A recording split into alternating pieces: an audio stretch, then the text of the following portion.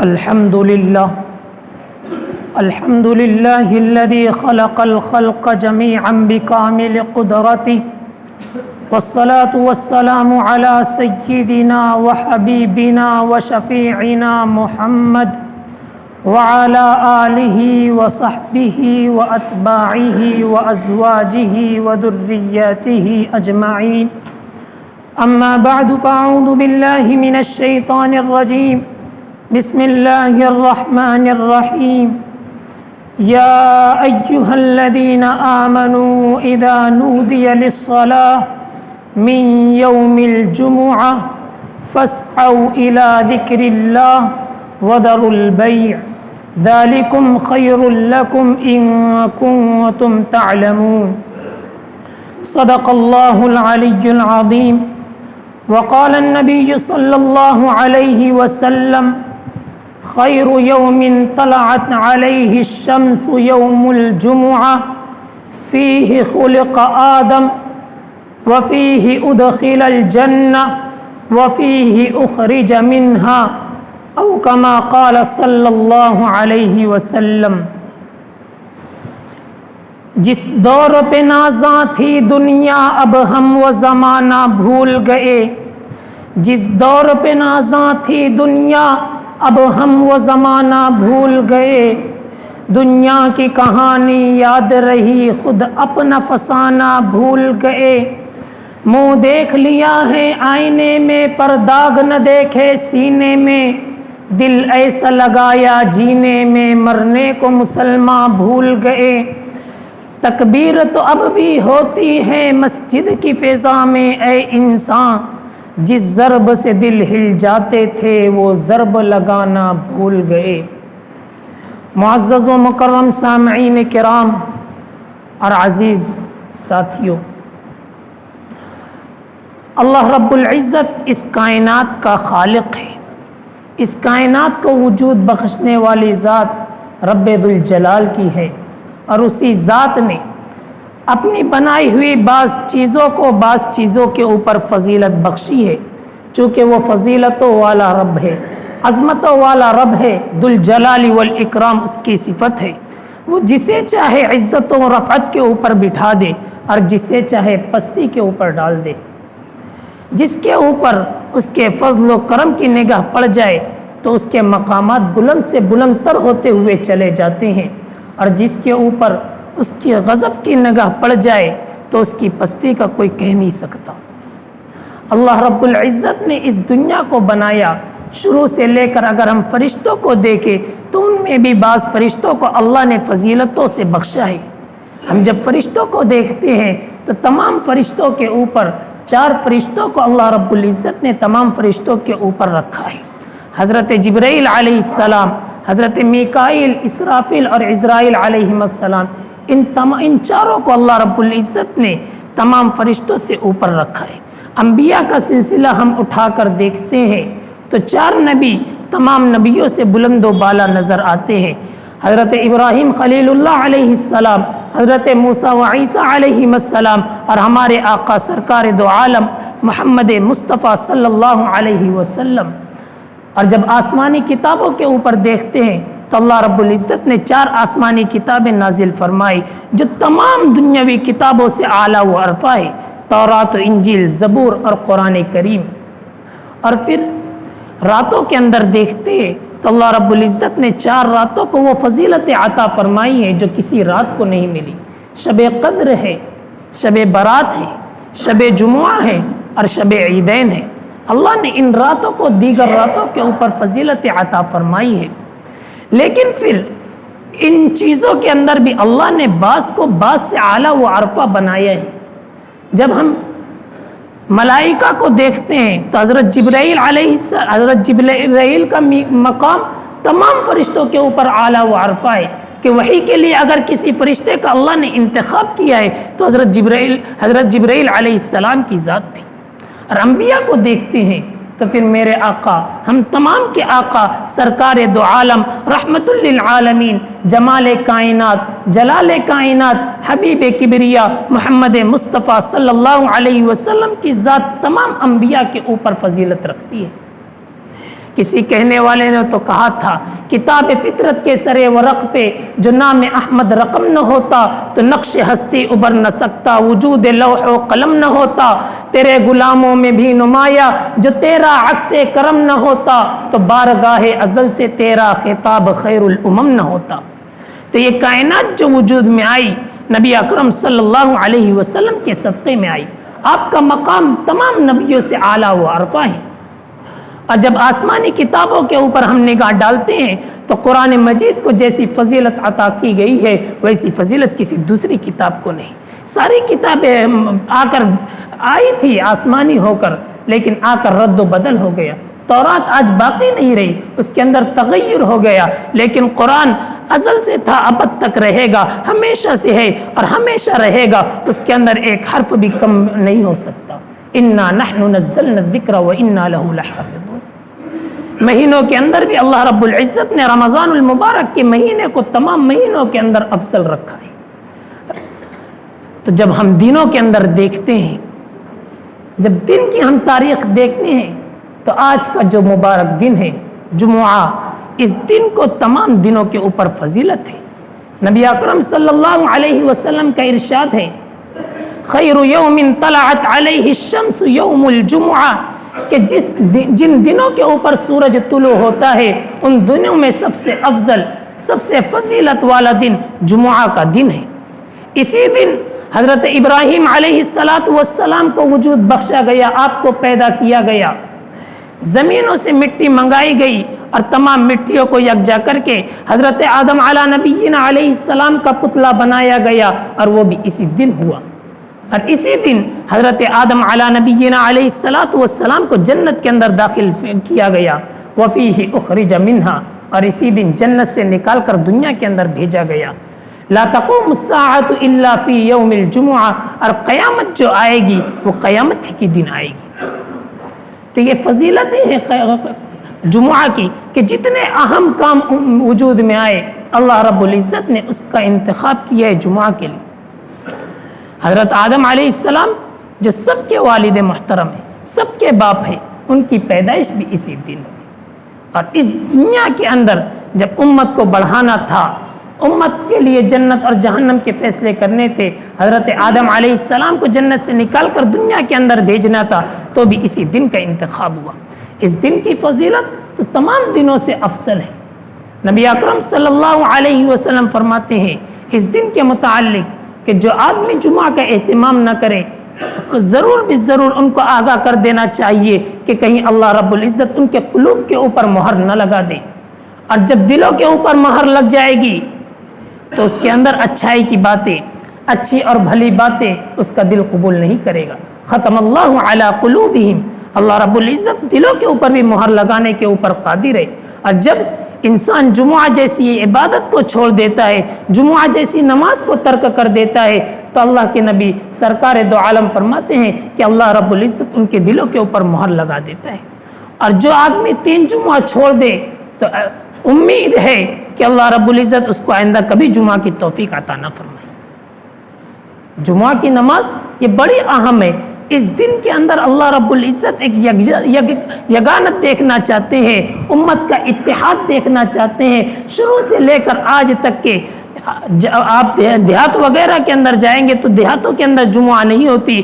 جمعہ کے لیے اللہ نے شہر کا انتخاب فرمایا ہے کہ شہر کے اندر جمعہ ہو، تاکہ دیہات کے لوگ بھی رفتہ رفتہ جستہ جستہ جامع مسجد کی طرف اپنے قدم لے کر جائے اور تمام مسلمانوں کا جمع ہو جائے اور تمام مسلمان ایک ساتھ مل جائے اور آپس میں ملاقات ہو، کچھ بات چیت ہو، گفت و شنید ہو، ایک دوسرے کی خیر خواہی والا معاملہ ہو، اور مسلمانوں کی اجتماعیت، مسلمانوں کی یگانت لوگوں کے سامنے آ جائے۔ جمعہ کو اس لیے جمعہ کہا جاتا ہے کہ اس دن حضرت آدم اور حوا علیہ السلام کو ملایا گیا تھا۔ اس دن حضرت آدم علیہ السلام کی مٹی کو ساری زمین سے لے کر ان تمام مٹیوں کو جمع کیا گیا تھا، اور اسی دن قیامت بھی آئے گی، اور اس دن اللہ رب العزت حضرت آدم سے لے کر اس امت کے آخری شخص کو کل محشر کے اندر، حشر کے مقام کے اوپر، حشر کے میدان کے اندر جمع فرمائے گی۔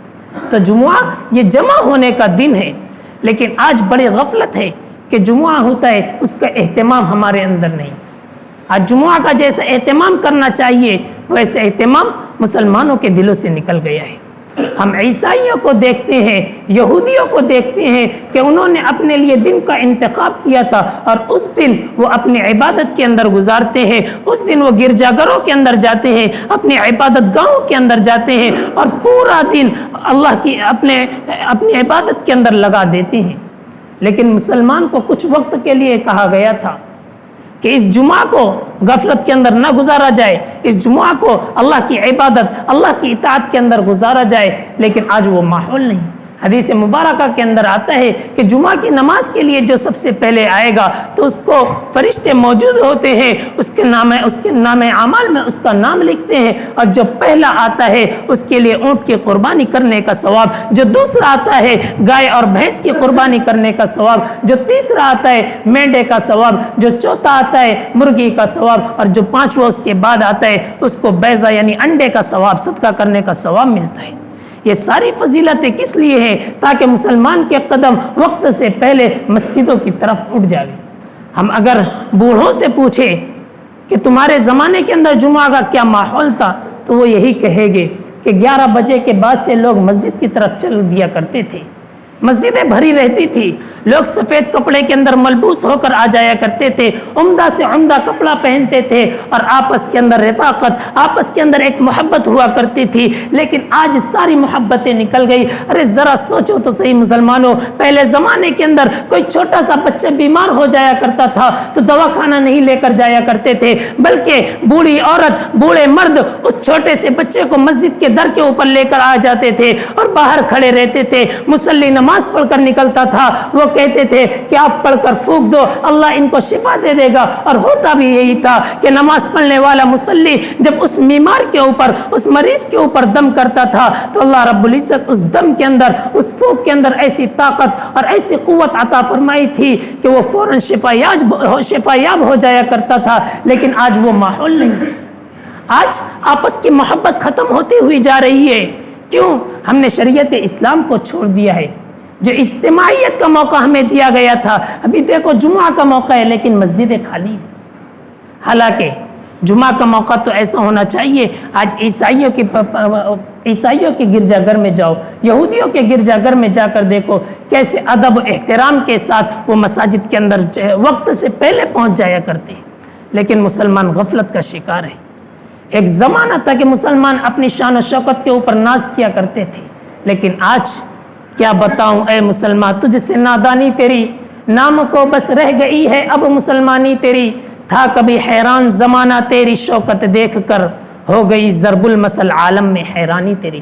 آج ہر مسلمان پریشان ہے، تو ہمیں چاہیے کہ ہم اپنی اجتماعیت کو باقی رکھیں۔ اس کے لیے ہمیں جمعہ کا بہترین موقع ہے، اور مقاصد جمعہ میں سے ایک مقصد یہ بھی ہے کہ چونکہ سارے مسلمان یکجا ہوتے ہیں اور اس موقع کے اوپر احادیث مبارکہ کو ہم دیکھتے ہیں، نبی اکرم صلی اللہ علیہ وسلم کے دور کو دیکھتے ہیں تو آپ صلی اللہ علیہ وسلم جمعہ سے پہلے ایک خطبہ دیا کرتے تھے، اور ایسا خطبہ صحابہ کہتے ہیں کہ آپ ایسے جوش و خروش کے ساتھ خطبہ دیا کرتے تھے کہ آپ کی آنکھیں سرخ ہو جایا کرتی تھی، اور ایسا لگتا تھا کہ آپ کسی قافلے سے ہمیں ڈرا رہے ہیں جو شام کو حملہ آور ہونے والا ہے۔ ایسے جذبات کے ساتھ آپ صلی اللہ علیہ وسلم خطبہ دیا کرتے تھے، اور صحابہ کے زمانے میں بھی یہ طرز چلتا رہا اور آج تک چلتا رہا ہے۔ اس زمانے کے اندر عربی کے اندر خطبہ دیا کرتے تھے، اور چونکہ عربی زبان کو جانتے تھے لیکن آج عربی زبان سے واقف نہیں ہے، لیکن چونکہ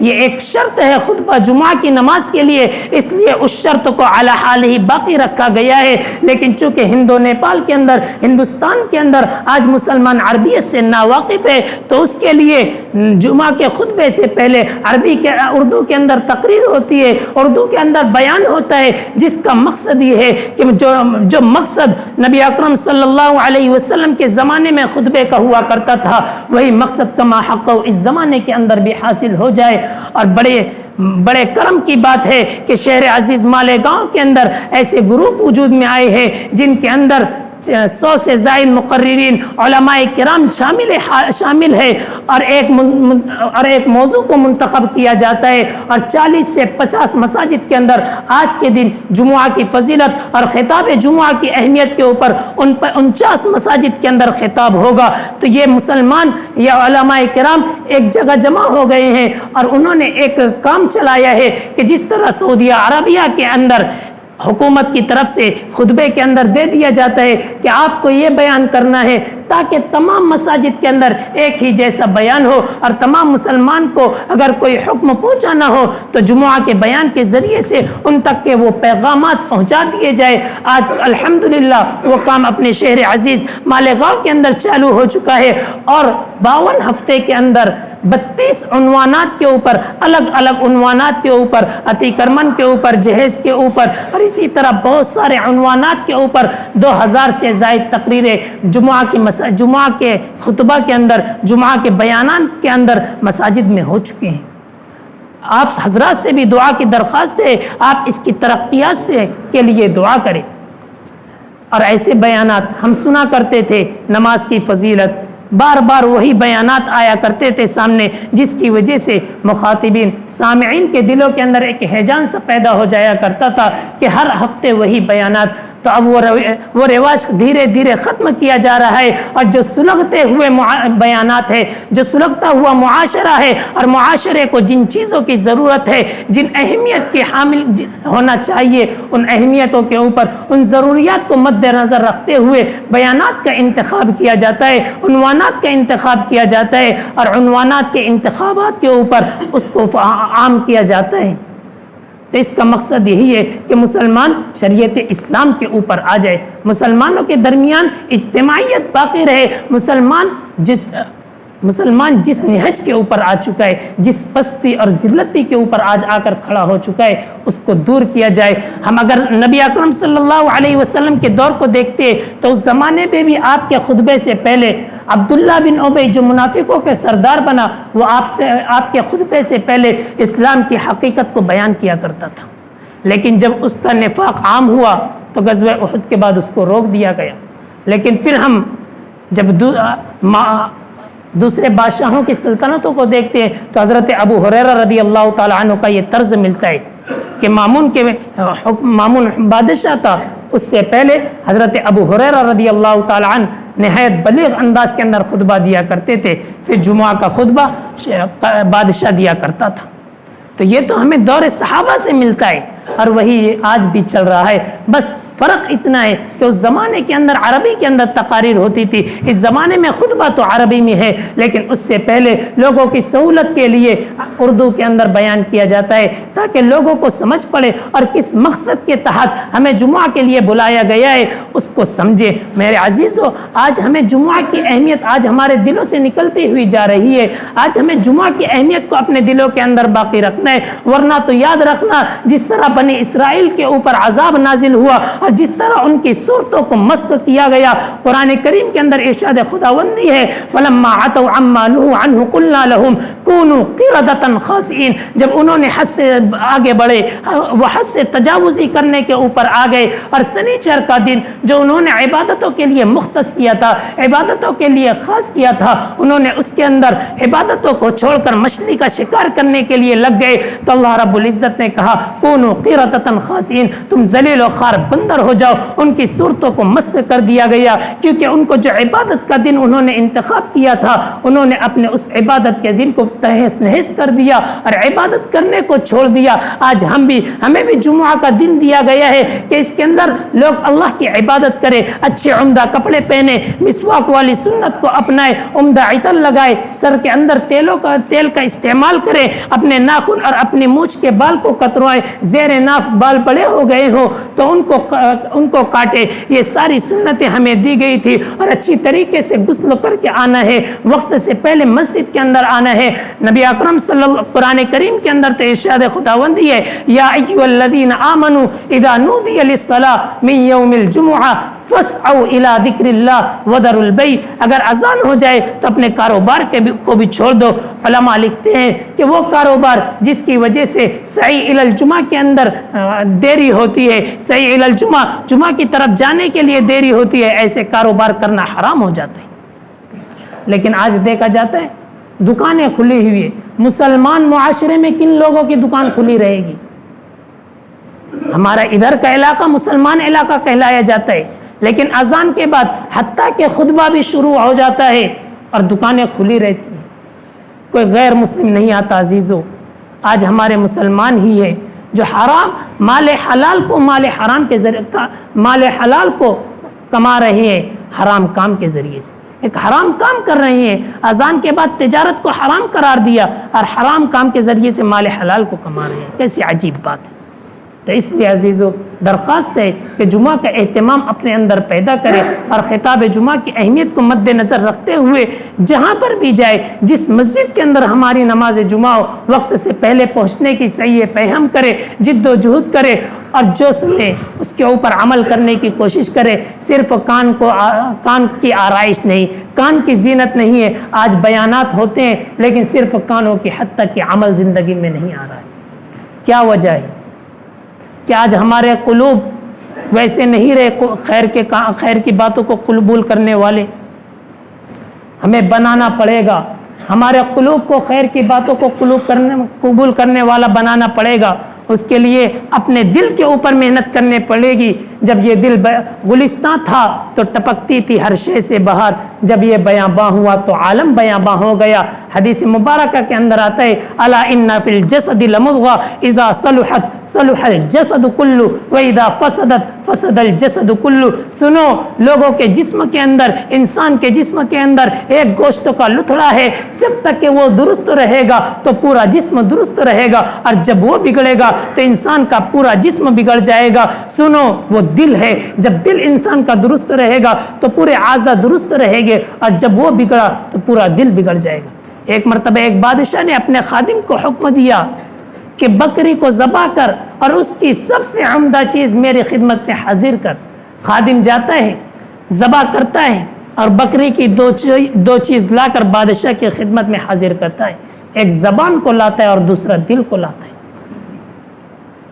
پھر کچھ دنوں کے بعد بادشاہ واپس حکم کرتا ہے کہ جاؤ اور بکری کو ذبح کرو اور اس کی سب سے بدترین چیز میرے سامنے پیش کرو اور دو ہی چیز لانا۔ خادم جاتا ہے، بکری کو ذبح کرتا ہے اور وہی دو چیز جو پہلے لے کر آیا تھا حاضر خدمت ہوتا ہے، زبان اور دل۔ تو بادشاہ حیران ہوتا ہے اور کہتا ہے کہ اچھی چیز بھی یہی ہے، بری چیز بھی یہی ہے۔ تو خادم بڑا عجیب جواب دیتا ہے کہ جب یہ دونوں چیز درست رہے گی تو پورا انسان درست رہے گا، اور اگر یہ بگڑی تو اس سے خراب جسم کا کوئی عضو نہیں۔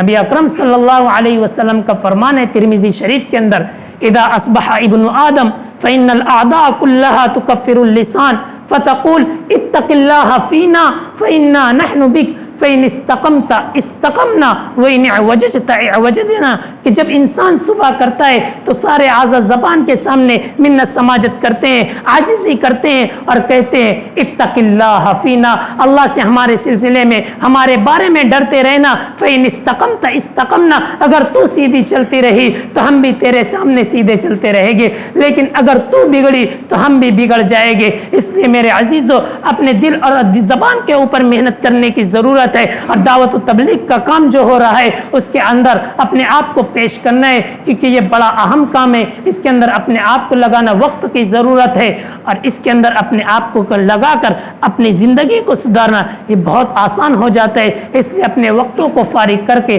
تبلیغ کے اندر کچھ وقت دے، فضائل کی تعلیم سنے اور ان سے اپنے دلوں کو منور فرمائے۔ بس اللہ سے دعا ہے کہ اللہ ہمیں جمعہ کی اہمیت اور بیان خطبہ کی اہمیت ہمارے دلوں کے اندر اجاگر فرمائے۔ وما علینا الا البلاغ۔